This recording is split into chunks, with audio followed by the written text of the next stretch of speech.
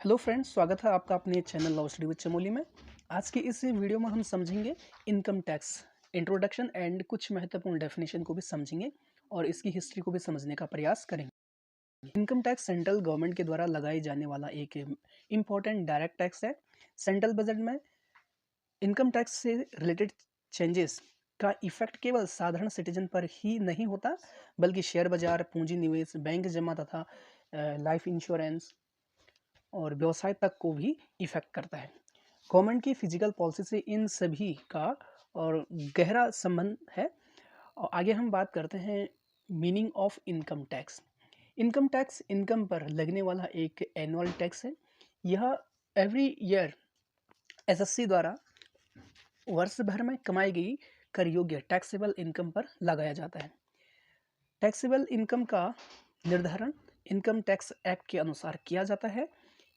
देखिए, यदि किसी व्यक्ति की कुल कर योग्य टैक्सेबल इनकम 9 लाख है तो 7 लाख घटाकर जो शेष बचेगा कर निर्धारण दरों से वह आयकर चुकाएगा। अब हम बात करते हैं इनकम टैक्स किसे देना होता है। इनकम टैक्स देखिए, प्रत्येक ऐसे व्यक्ति को जिसकी गत वित्तीय वर्ष में यानी पिछले वर्ष की कर योग्य आय कर मुक्त सीमा से अधिक हो, चालू वित्तीय वर्ष में लागू दरों से आयकर देना होता है। एसएससी कई प्रकार के होते हैं, ठीक, करदाता इसको कहते हैं। देखिए, पहले जैसे एक व्यक्ति हो गया, फर्म होगी, हिंदू अनडिवाइडेड फैमिली, कंपनीज, व्यक्तियों के समुदाय, सहकारी समिति, ट्रस्ट आदि। भारत में इनकम टैक्स का इतिहास को समझते हैं। क्या है इनकम टैक्स का इतिहास? History of income tax. Income tax का शुरुआत देखिए, इनकम टैक्स का आरंभ यानी शुरुआत भारत में आयकर पहली बार 1860 में सन 1857 के स्वतंत्रता संग्राम सैनिकों द्वारा के कारण हुई और हानियों की पूर्ति करने के लिए सर जेम्स विल्सन द्वारा लगाया गया था।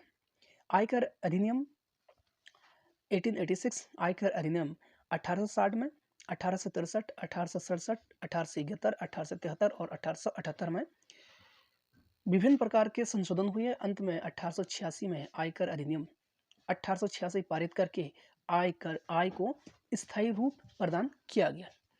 यह अधिनियम सन 1917 तक यथावत लागू रहा। आयकर अधिनियम 1918 में एक नया आयकर अधिनियम बनाया गया जिसमें कर की दरें बढ़ा दी गई। आयकर अधिनियम 1922, ठीक है, आयकर अधिनियम 1922 अखिल भारतीय जांच समिति की सिफारिशों को ध्यान में रखकर सन 1922 में पुनः एक नया आयकर अधिनियम पास किया गया, जिसमें प्रथम बार यह नियम बनाया गया कि आयकर गत वर्ष की आय पर चालू वर्ष में लगाया जाएगा। यानी इस ईयर हम इनकम जनरेट करेंगे, इस वर्ष कमाएंगे, अगले साल टैक्स देंगे। चालू वर्ष को एक निर्धारण वर्ष कहते हैं, ठीक है। करंट ईयर्स को एक निर्धारण वर्ष कहते हैं।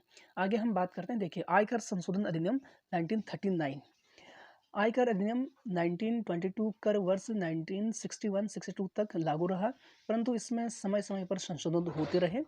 1939 में इस अधिनियम में अनेक महत्वपूर्ण संशोधन यानी अमेंडमेंट किए गए। इसमें श्रेणी के अनुसार यानी कैटेगरीज के अकॉर्डिंग करारोपण की पद्धति को बदलकर खंड प्रणाली लागू की गई। आयकर अधिनियम 1961 जो कि बहुत महत्वपूर्ण है, जो हमारे सिलेबस में भी है, जो कि आज तक यही चल रहा है, इनकम टैक्स एक्ट 1961। आयकर अधिनियम 1922 में अनेक बार संशोधन होने से यह अधिनियम बहुत जटिल हो गया। अतः इसे सरल एवं स्पष्ट के लिए, यानी इसको क्या है, इसे सरल एवं स्पष्ट करने के लिए तथा कर की चोरी को रोकने के लिए सन 1961 में न्यू इनकम टैक्स एक्ट 1961 पारित किया गया।